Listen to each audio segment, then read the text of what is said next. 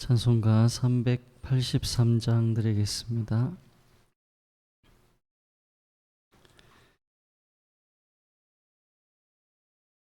찬송가 383장 눈을 들어 산을 보니 찬송을 드리겠습니다. 383장입니다. 눈을 들어 산을 보니 도움 어디서 오나 천지 지은 주 하나님 나를 도와주시네.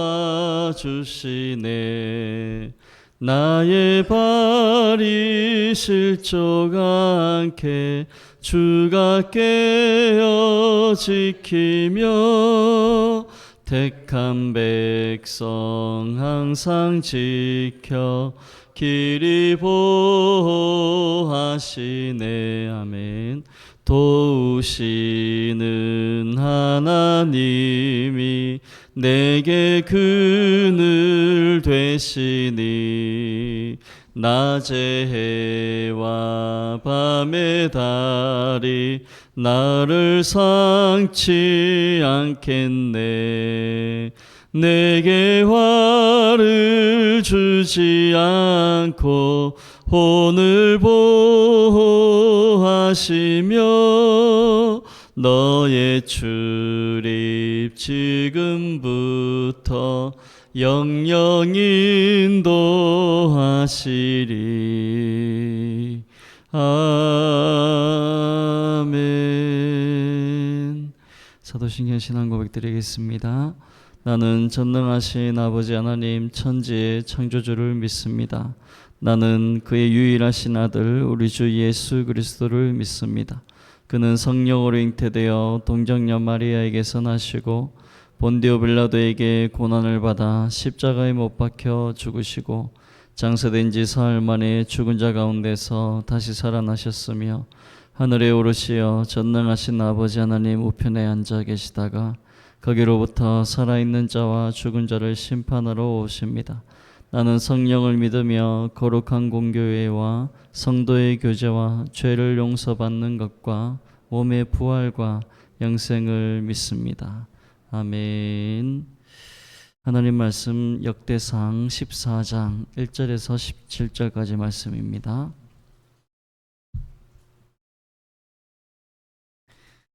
역대상 14장 말씀, 제 성경으로 구약성경 632면입니다. 역대상 14장 1절에서 17절까지 한 절씩 교독하겠습니다. 제가 먼저 14장 1절 봉독하겠습니다.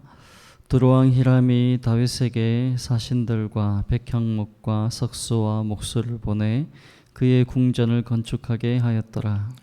다윗이 여호와께서 자기를 이스라엘의 왕으로 삼으신 줄을 깨달으니 이는 그의 백성 이스라엘을 위하여 그의 나라가 높이 들림을 받았음을 아름이었더라.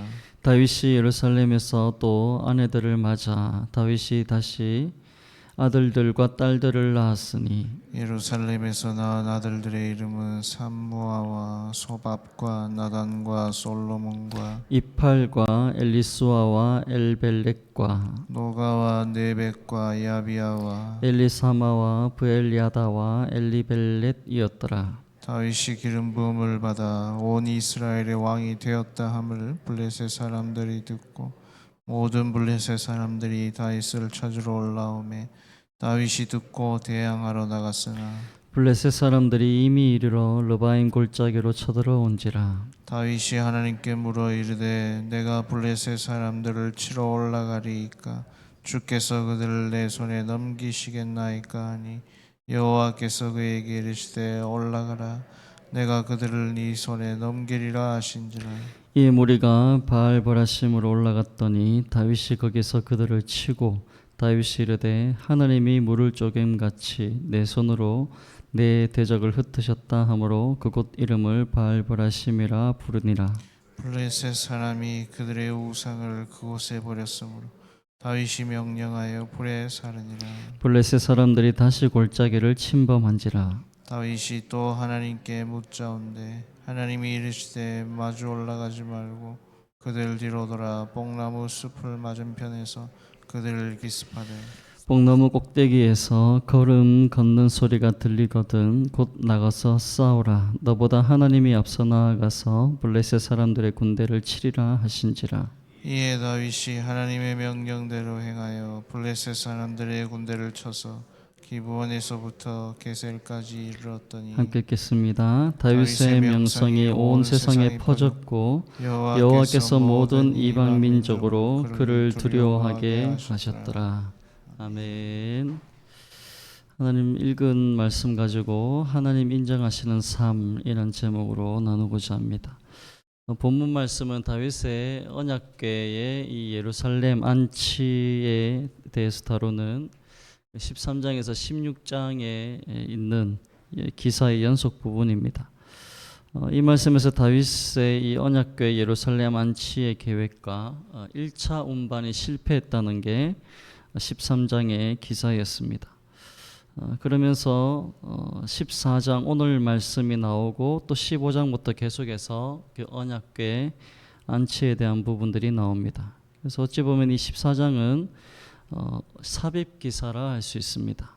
다윗 왕국의 번영 그리고 2차에 걸친 이 대블레셋 전쟁에서의 승리에 대해서 오늘 기록하고 있습니다. 먼저 1장에서 7절 말씀에서는 다윗 왕국의 번영의 증거로 두로왕 히람이 이 건축 기술자 그리고 자제들을 보내어서 다윗의 왕궁을 건축하게 한 사실이 나오고 그리고 다윗이 예루살렘에서 13명의 자녀를 낳은 이 역사를 기록하고 있습니다. 여기서는 다윗이 여호와께서 자기를 이스라엘의 왕으로 세우신 것을 알았고 그날을 번영하게 한 것이 그 백성 이스라엘을 위한 것임을 깨달았다라고 말씀하고 있습니다. 즉 하나님의 역사하심으로 말미암아 다윗의 왕궁이 매우 강성해졌음을 번영했음을 강조하고 있습니다. 그 다음 8절에서 17절까지 말씀에서는 다윗이 당시 블레셋의 2차 침공, 두 번에 걸친 침공을 막아내고 하나님 앞에 여쭙고 하나님의 역사하심으로 이 모든 전쟁에서 승리했다라는 사실을 기록하고 있습니다. 이 블레셋과의 전쟁은 다윗이 온 이스라엘의 왕으로 세워진 지 얼마 되지 않아서 다윗을 통해서 이스라엘이 점점 강성해지는 것을 블레셋이 막으려 했고 그리고 사울이 죽은 후에 이어져 온 어찌 보면 이스라엘에 대한 블레셋의 종주권 그것을 지키기 위해서 블레셋이 전격적으로 침공해서 발발한 전쟁이었습니다. 따라서 이스라엘의 입장에서 보면 이 블레셋과의 전쟁은 어찌 보면 독립전쟁과 같았습니다. 자신들이 블레셋의 손에서 자유를 얻을 수 있는가, 독립할 수 있는가, 이 중요한 기로에 있었던 전쟁이었습니다. 이스라엘은 하나님의 역사하심으로 이 전쟁에서 승리했고 이 전쟁을 계기로 명실상부한 독립국가가 되었고 그리고 블레셋을 오히려 그들에게 영향력을 끼치는 지배하는 위치까지 이스라엘이 서게 된 것입니다. 사무엘서에서는 이 다윗 왕국 건축 그리고 블레셋과의 전쟁 기사를 이 언약궤 운반 사건 이전에 기록하고 있습니다. 그런데 본문은 역대상에서는 언약궤 운반 기사가 있는 이 13장과 15장 사이에 이 다윗 왕국의 번영과 승리에 대해서 기록하고 있습니다.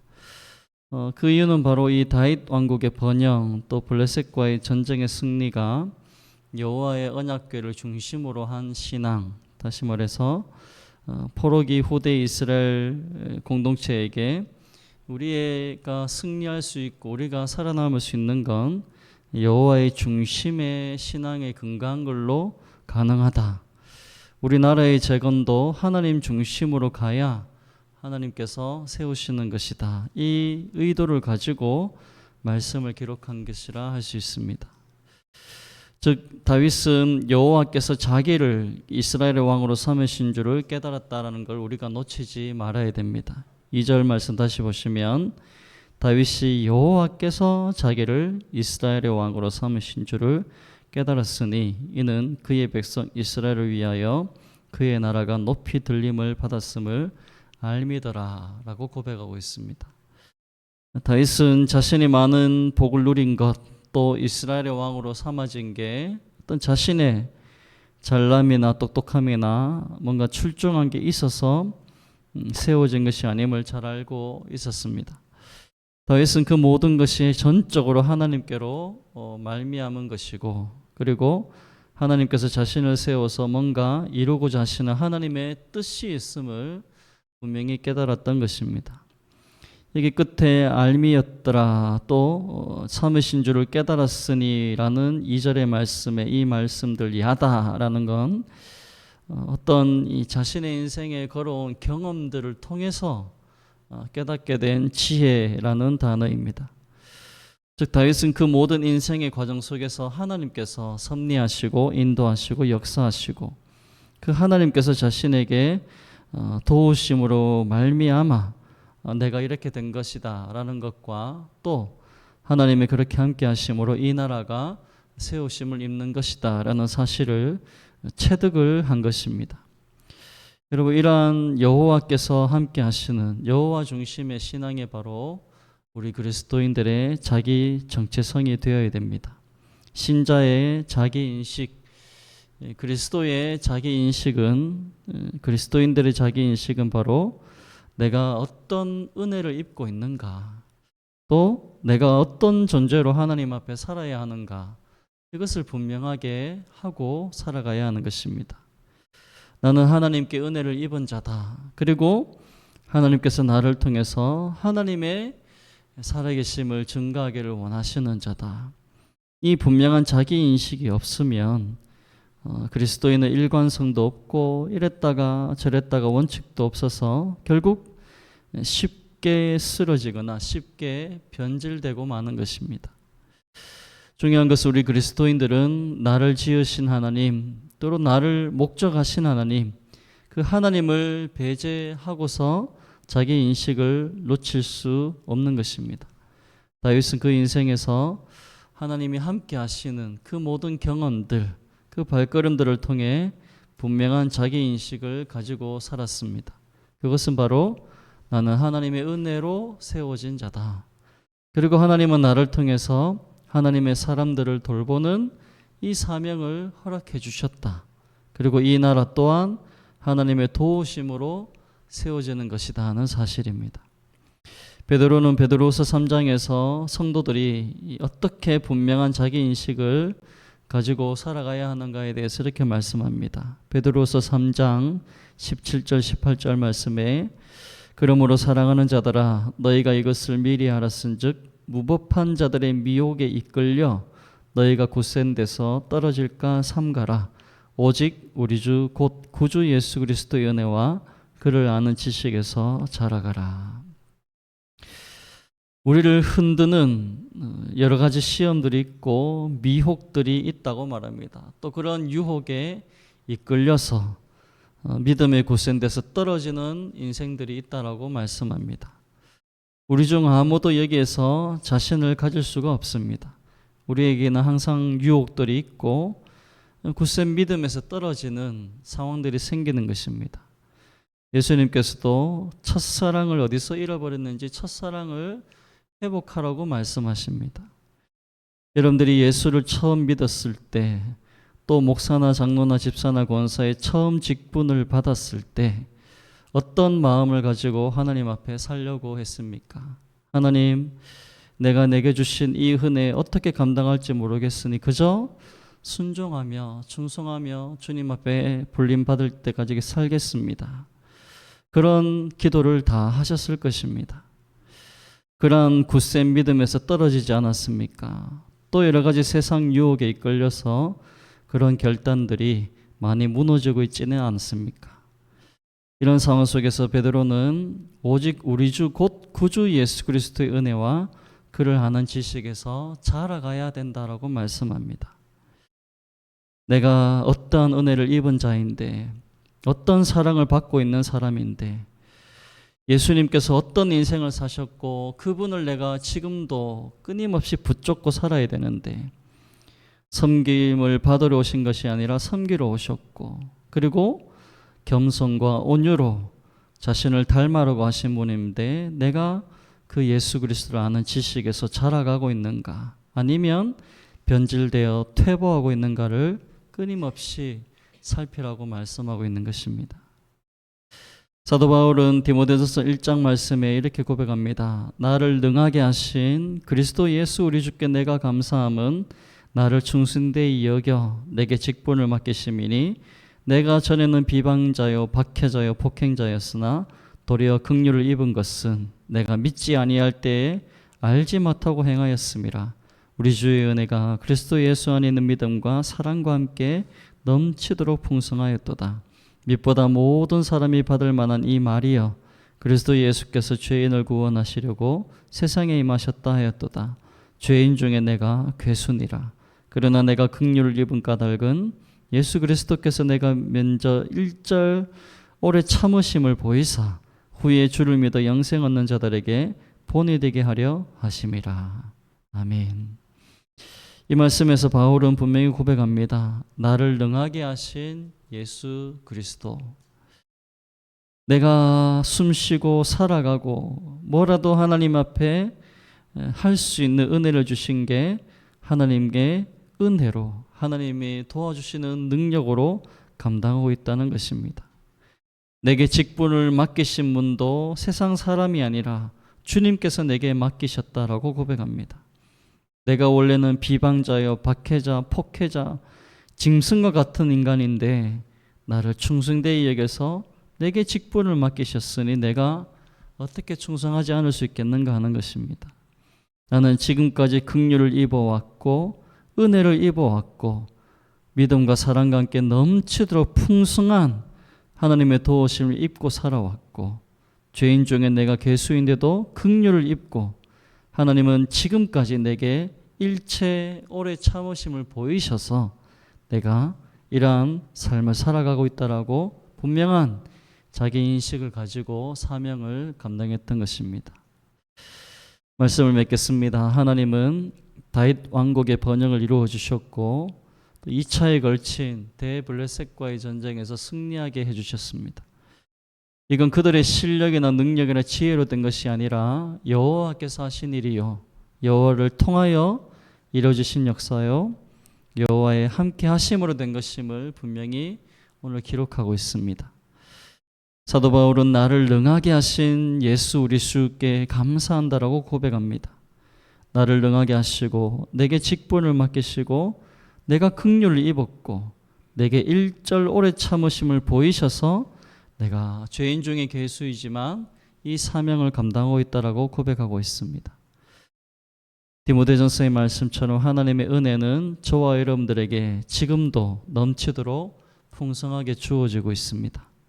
이러한 사실로 오늘도 우리의 삶에 함께 하시고 우리 모든 인생의 도우심으로 결국 우리를 영원한 승리자로 세우시는 하나님, 그 하나님 앞에 겸손히 우리에게 주신 직분에 충성을 다하고 주님 오실 때 칭찬 면류관 상급받는 말씀 되시길 예수님의 이름으로 축복합니다. 아멘. 기도하겠습니다. 살아계신 하나님 아버지 은혜를 감사드립니다. 오늘 다윗이 자신의 모든 역사가 자신의 능력이나 지혜로 된 것이 아니라 하나님의 은혜로 하나님의 도우심으로 자신이 왕이 되었고 이 나라가 세워지고 전쟁에서도 승리하게 되었다는 분명한 자기 고백을 하고 있는 것을 보게 됩니다. 하나님 아버지 사도 바울 또한 그러한 내가 어떠한 죄인이었고 어떠한 은혜를 입어서 이러한 사명을 감당하고 있는가 고백하는 것을 바라봅니다. 사도 베드로는 우리에게 수많은 유혹과 우리의 믿음을 떨어지게 하는 시험들이 있으니 내가 어떠한 은혜를 입고 있고 예수 그리스도를 본받는 삶을 절대 포기하지 말라고 우리에게 공고하는 말씀을 우리가 믿음으로 받아 순종케 하여 주시옵소서. 그러므로 말미암아 주님 오실 때까지 우리의 믿음과 주님을 향한 사랑이 변질되지 않게 하시고 타락하지 않게 하시고 끝까지 주 앞에 순결하고 거룩한 하나님의 사람으로 세워지게 부족함이 없도록 분명한 자기 인식을 갖고 살게 하여 주시옵소서. 오늘 우리를 승리케 하실 줄 믿사옵고 감사드리며 예수님 이름으로 기도드립니다. 아멘. 하늘에 계신 우리 아버지, 아버지의 이름을 거룩하게 하시며 아버지의 나라가 오게 하시며 아버지의 뜻이 하늘에서와 같이 땅에서도 이루어지게 하소서. 오늘 우리에게 일용할 양식을 주시고 우리가 우리에게 잘못한 사람을 용서하여 준 것 같이 우리 죄를 용서하여 주시고 우리를 시험에 빠지지 않게 하시고 악에서 구하소서. 나라와 권능과 영광이 영원히 아버지의 것입니다. 아멘. 감사합니다. 오늘은 목요일입니다. 나라와 한국교회와 대구 성시야를 위해 기도해 주십시오. 새롭게 세워진 대통령, 또 함께 세워지는 모든 위정자들, 하나님의 통치가 있을 수 있도록 특히 믿음의 사람들을 정치, 경제, 사회, 군방 곳곳에 세워주셔서 정치가 안정되고 경제가 성장할 수 있도록, 또 북한 김정은 독재체제 정권이 무너지고 교회의 성도들 믿음의 자유가 속히 회복될 수 있도록 우리 한국교회 그래서 제2의 부흥이 일어나고, 오늘은 목요일입니다. 목요 전도팀들 더운 날씨 속에 건강 상하지 않고 은혜 주셔서 전도의 열매, 영혼 구원의 역사가 일어날 수 있도록 함께 해달라고, 또 이제 여름 사역이 준비되고 있습니다. 주일학교 여름 사역 가운데 풍성한 열매 맺힐 수 있도록 주여 한번 부르짖고 기도하겠습니다. 주여.